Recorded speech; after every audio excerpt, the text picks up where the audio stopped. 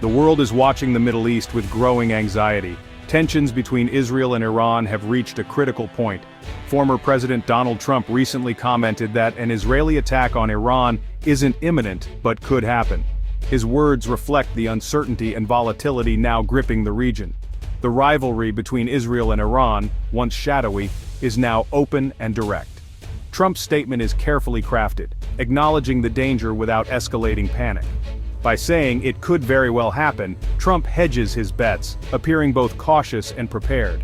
This approach lets him claim foresight if war erupts, or credit for restraint if peace holds.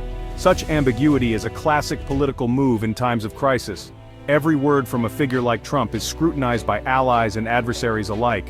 The U.S. remains a key player, and its leaders' statements can either calm or inflame the situation.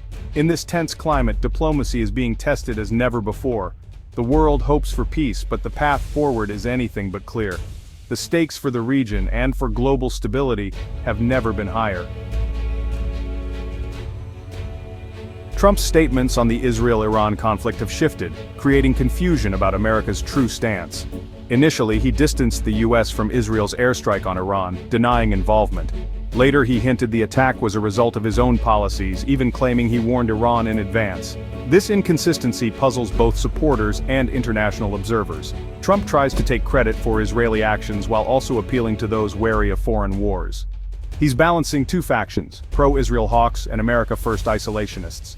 His contradictory messaging is an attempt to satisfy both, but it results in a muddled narrative. On one hand, he wants to appear tough on Iran. On the other, he promises to keep America out of endless wars. This political balancing act highlights deep divisions over America's role in the Middle East. Trump's strategy is risky, claiming responsibility for actions he says the U.S. didn't take. The result is a message that's hard to pin down, reflecting the complexity of American politics. As the crisis unfolds, Trump's words continue to shape perceptions at home and abroad. The world is left guessing about America's true intentions. The official U.S. response has been as ambiguous as Trump's own statements. Some officials, like Senator Marco Rubio, called the Israeli strike a unilateral action, suggesting Israel acted alone.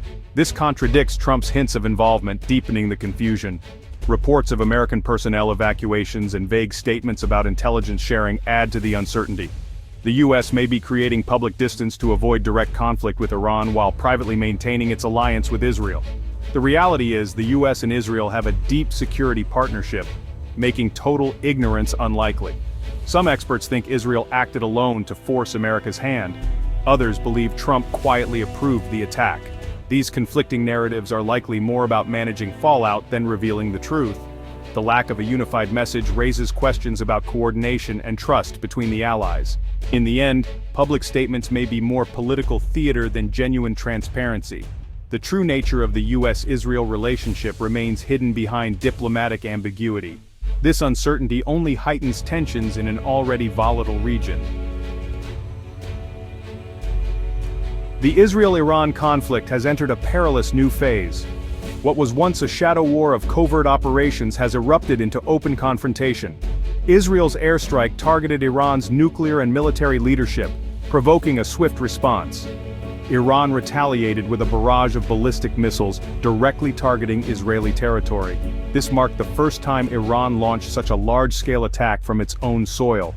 The risk of a full-scale regional war has never been higher. Israel aimed to deter Iran and damage its nuclear capabilities, but instead triggered the escalation it hoped to avoid.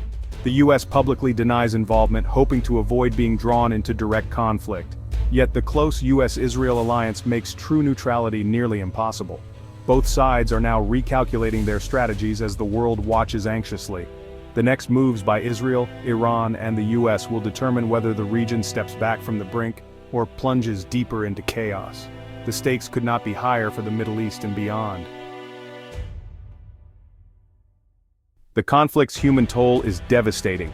In Israel, Iranian missile attacks killed at least one woman and injured dozens, sending civilians scrambling for shelter. Buildings and infrastructure in cities like Tel Aviv suffered visible damage, shattering any sense of safety. Iran, too, reported heavy losses from Israeli strikes, dozens killed, hundreds wounded. Civilian areas were hit, amplifying the tragedy on both sides. Emergency services in both countries are stretched to the limit, treating the wounded and searching through rubble. The trauma and fear are palpable, with families mourning and communities shattered. These stories of loss are a stark reminder of the real cost of war. Beyond politics and strategy, ordinary people are paying the highest price. As leaders weigh their next moves, the human suffering must not be forgotten. Modern warfare in this conflict is defined by advanced technology. The Israel Defense Forces continue to strike strategic targets in Iran, aiming to cripple its military capabilities. Drones play a central role. Used for surveillance and attacks, they represent a growing threat. Israel's air defenses like Iron Dome and David's Sling have intercepted both drones and missiles, protecting cities and bases. The success of these systems is crucial, allowing Israel to respond without suffering catastrophic losses. Both sides are locked in a technological arms race, constantly upgrading offensive and defensive tools. Iran's missile barrage tested Israel's defenses, while Israeli strikes showcased precision and reach. This contest of technology is reshaping the battlefield and the balance of power. The future of the conflict will be determined as much by innovation as by strategy. In this new era, drones and missile shields are as important as soldiers on the ground. Beyond the battlefield, a fierce information war is underway. Trump seeks to shape the story, claiming credit for Israeli actions while distancing the U.S. from direct involvement. His goal appears strong to his base but cautious to those wary of war. Israel and Iran are also battling for global sympathy. Israel hints at secret U.S. approval to show unity. Iran claims victimhood, framing its missile attack as self-defense. These competing narratives influence international opinion and diplomatic decisions. The lack of clarity about U.S. involvement adds to the tension, leaving other countries on edge.